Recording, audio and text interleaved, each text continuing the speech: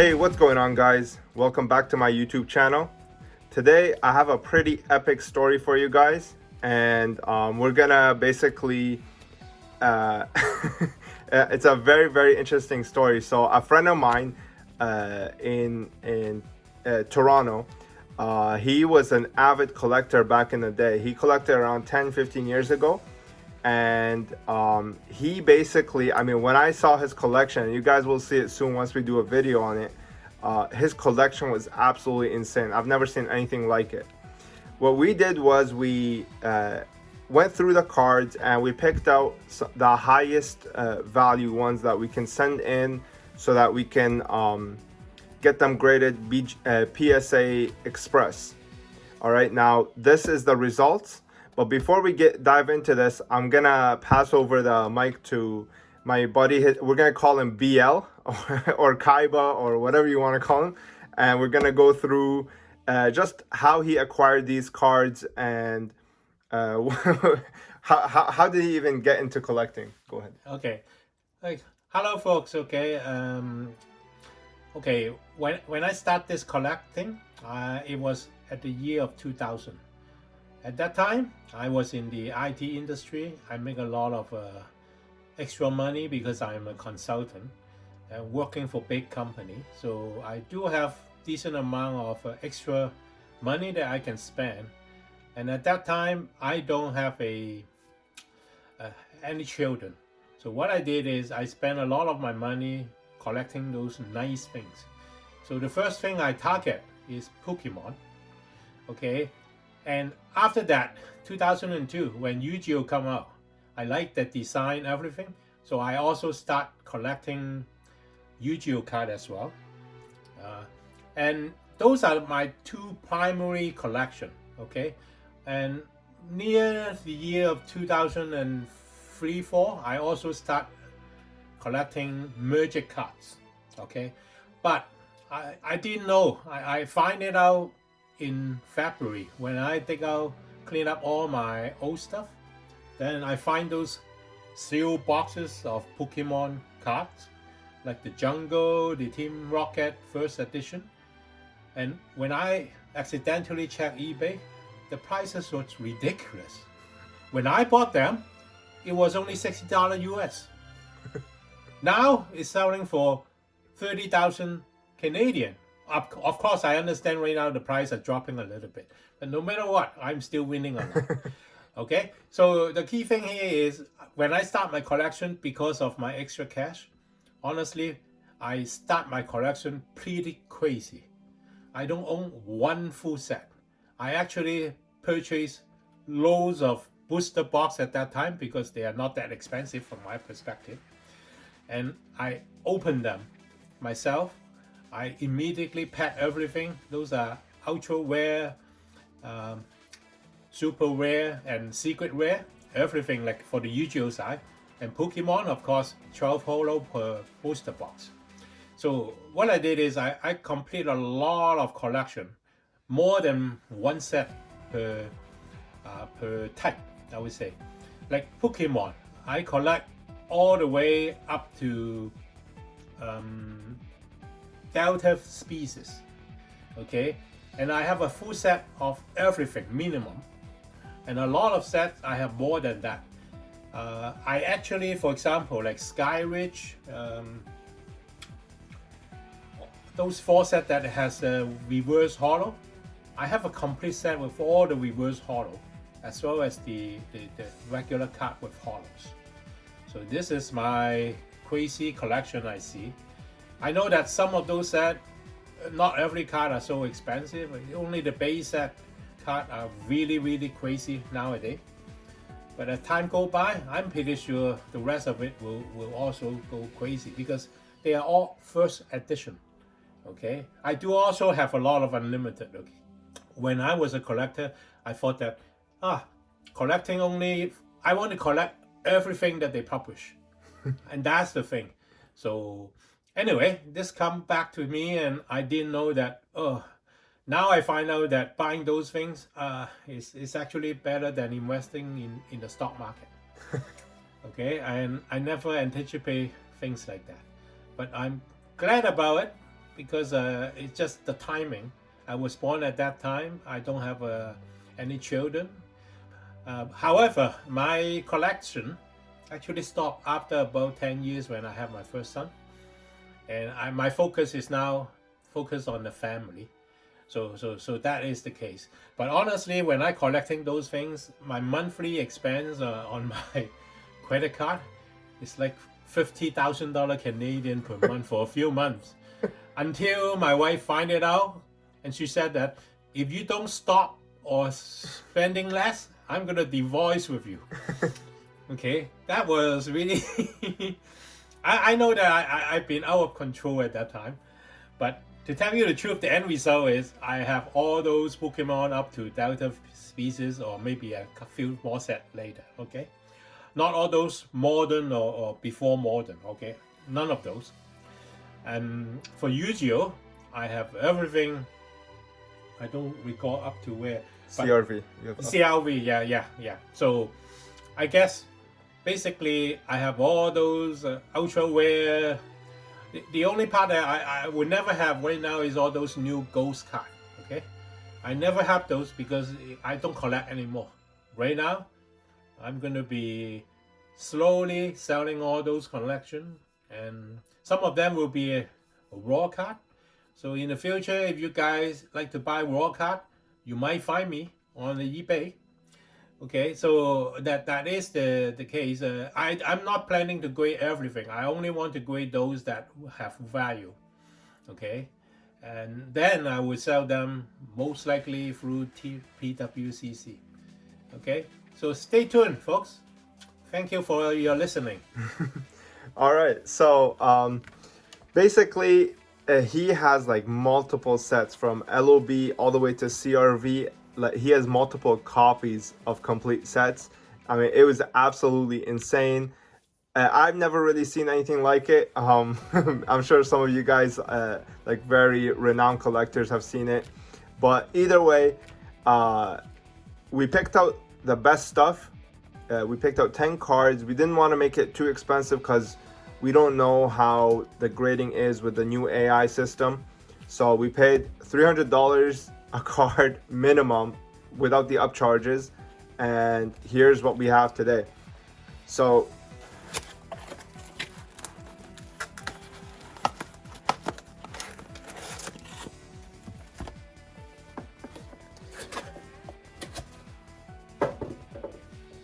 like I said, we have 10 cards, and you can see that we paid premium because PSA even put the things on for us. So we're gonna start with the first card in the submission. We have a Shadowless Charizard PSA 8.5. So this was kind of a disappointment. There was 2 cards that were really a disappointment for us. Actually, I would say 3. 3 cards were a disappointment.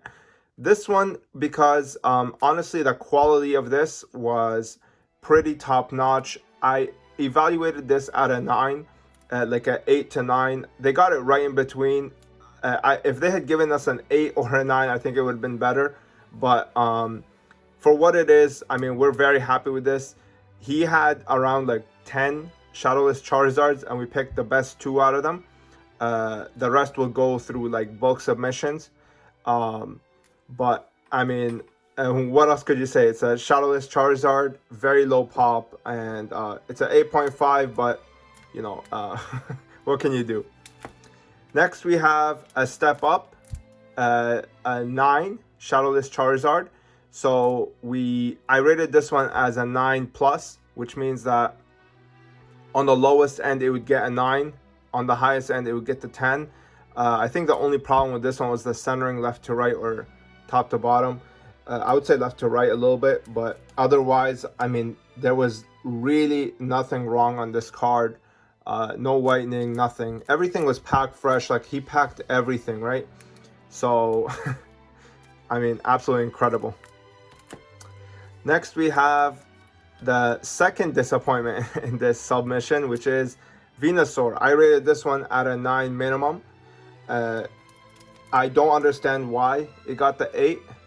It might have been like an 8 tax from PSA.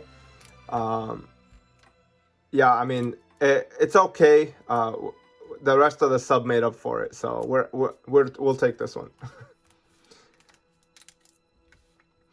Psa9 Blastoise. This card was absolutely gem. The only problem was the centering left to right and top to bottom. I expected a 9 for this one solely for the centering, and that's exactly what I got. There is absolutely zero whitening on this. No flaws whatsoever in terms of like physical damage. It was just printing defect because of the centering. This is the biggest big daddy right here. So I rated this one to be a 8.5 or a 9. It wasn't absolutely flawless. There's like one small print line right here. Otherwise, it was like pretty much perfect. And the print line wasn't even that big. Like you have to really try to find it. There was like a tiny bit of whitening right here. The reason I'm explaining this for you guys is so that eventually when he subs this to PWCC, you guys know what you're buying. I mean, this is a top quality Charizard. Honestly, I mean, you can see 6.2 cert, Psa9. I mean, what else could you ask for? This was done under the digital grading as well, so it definitely passed both rounds. And honestly, it is a truly flawless card. Psa9 is, I don't think it deserves a 10 to be honest, but I think it's a truly strong 9. I mean, if this could get the 9.5, this would get it. Last Pokemon card is a Lugia Psa9. Now this card on the back is the definition of a gem mint. There is zero whitening, like nothing. You can't even find a speck on this thing. The only problem this had was a small tiny scratch by the foot right here. Everything else was immaculate. So this one we're kind of debating whether we should resub it and try again, or just keep it as it is. We're not sure yet. We'll figure it out, but I mean, we're definitely glad to have this in a Psa9 because I mean, it's absolutely gorgeous. This is the second best card probably in the game. Now, here we have his 4 LOB first edition Blue Eyes. Now, I believe he had more of these. It's just these were the best specimens that there was. We're going to start with the first one. This is a glossy off-center card. This one, I believe, like the only problem was like a small speck of whitening right here. I don't believe this should get an 8, to be honest. It was a really nice copy. This is all on the case. It's not on the card. Honestly, I believe this is a Psa9 quality card. I don't think it's a 10. It's just a little too OC. But yeah, I mean, we got 8 taxed. It's okay. We're happy with the rest of the grades. We felt like they were fair, so we'll take this. Next, we have a glossy Psa9. The reason this got the 9 was because it's OC. This card is basically flawless. It was pulled right out of the pack. As soon as I saw it in my hands, I was like, wow, this is like top tier quality. Yeah, I mean, what else could you say? I mean, on a good day, this might slip for a 10, but I really doubt it anymore, especially since they have AI grading now. It's unfortunate, but maybe if this was subbed a couple of years ago, it would have been PSA 10. Next, we have a wavy Psa9. This is absolutely perfect card. The only problem was centering top to bottom. Like I said, I think both of these could have slipped by a year, 2 years ago. Now, it's very hard to be able to do that. Flawless card, zero whitening, nothing wrong with it. Literally, the only problem was the centering. So it's unfortunate, but I do think it's a fair grade. I don't think it's an unfair grade. So yeah. Last but not least, this card, as soon as I saw it, I was like, wow, this is a PSA 10. I was really hoping that they give it justice, they do it justice, and they don't kind of, you know, hurt the grade for no reason. And this definitely passed. I mean, what else could you say? PSA 10 LOB Blue Eyes. On top of that, it's a wavy copy. I mean, dude, as soon as I saw this, I knew this was a 10 because the centering was perfect. Everything was perfect about it. No flaws whatsoever. On the spreadsheet, this is the only card I rated to be a PSA 10, and this got it. So I'm very happy for BL, and yeah, I mean, I'm sure he's happy with the submission too. The only cards we felt like we kind of got cheated on were the PSA 8s right here, because these were truly pack fresh cards. It's just they don't want to give too many nines, I guess. However, either way, I mean, we're still happy. These cards more than make up for it. We got upcharged on pretty much the whole submission, other than these two cards. Other than these cards, everything else we got upcharged on. Yeah, I mean, it's not too bad. So without further ado, I'm gonna leave you guys off with the amazing submission that we've had here. I mean, this is almost, I'm pretty sure it's around $200,000 worth of cards. I mean, this is an absolutely incredible sub. I'm super happy for BL, and I'm sure him and his wife are very, very pleased with the returns. If you want to make like a exceptional offer before these go to PWCC, you want to try and snag them, because these are truly minty copies. The only ones we don't want to sell right now is the Lugia, Venusaur, and the Charizard, and this Blue Eyes. So right here, we prefer not to sell these right now. But if you want to make an offer on any of these, definitely let us know. These are truly packed cards, absolutely flawless. So you're getting a very, very high quality specimen.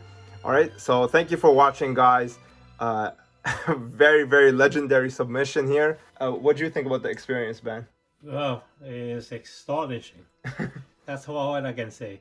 Yeah, if anyone interested in making an offer, whatever, please feel free to contact Strictly Sealed, okay? And now I become his best friend, because he loved my toy and I love my money. He was the only person who was able to see kind of my collection firsthand. I never let anybody into my collection place, because when I saw his, I was like, there's no way. I don't even compete with this guy. So he was the only person who was able to see my collection fully. So yeah, we don't have prices. Like we said, we're going to go on auction. However, if you have an offer that you'd like to make, and it is a competitive offer, a little bit higher than auction prices, we'll definitely hear you out. So don't message us asking us for price. We don't have a price. This is why they're going for auction. But again, if you have an offer, you want to snag them and don't want to compete with the auction system, you have the ability to do that. So just hit me up, Strictly Sealed, on Instagram, and we'll definitely get back to you. All right. Thank you for watching, guys. Thank you for joining me, BL. And thank you for your help on helping me to submit all those cards. Yeah. Absolutely. Take care, guys. Okay. Peace.